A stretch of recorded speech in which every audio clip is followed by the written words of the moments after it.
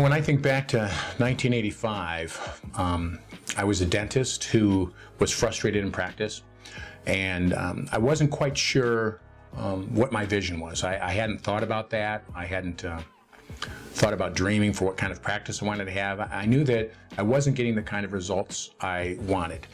And I knew that several of the dentists around me had been to this place called the Panky Institute, and they seemed to have more of the kind of practice that I wanted to have.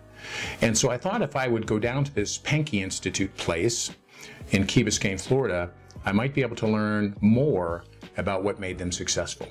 Now, quite honestly, my thinking was technical. I wanted to learn more, better dentistry so that more patients would say yes.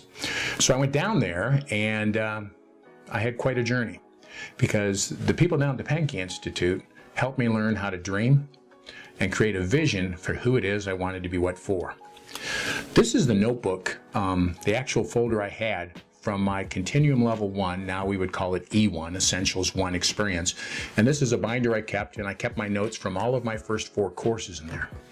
When I look back and reflect on those, I can see how detailed and careful I was about taking notes on the dental side of occlusion and TMD and splint therapy and new patient exam and muscle palpation and all this stuff that is easier for us to ascertain. But my real growth came from the learning experience I had on the softer side of dentistry, the behavioral side. Panky Institute gave me permission to dream. It gave me permission to have any kind of a practice I wanted. Now, would I snap my fingers and have it? No, of course not. I would have to work for it. Like the quote, "Whatsoever you want, O discontented one, step up, pay the price, and take it."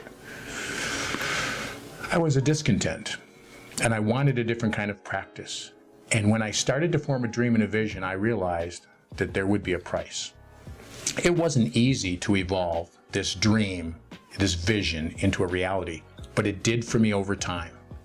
A tool that helped me tremendously to have the patience that I needed to wait for that dream to come into realization for me was to always start the question, always start the discussion, always start the conversation about your vision and who it is you want to be what for with, "In 5 years, my practice will be.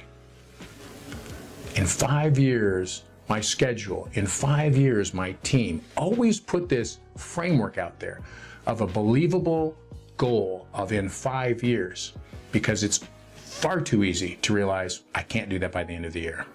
I can't do that in the next foreseeable. I don't have the right kind of the team, this mix of service becomes so challenging. But if we push that goal out there of this visionary kind of practice to 5 years, then we can start to eat that elephant one bite at a time. And we can have a process in place for doing that.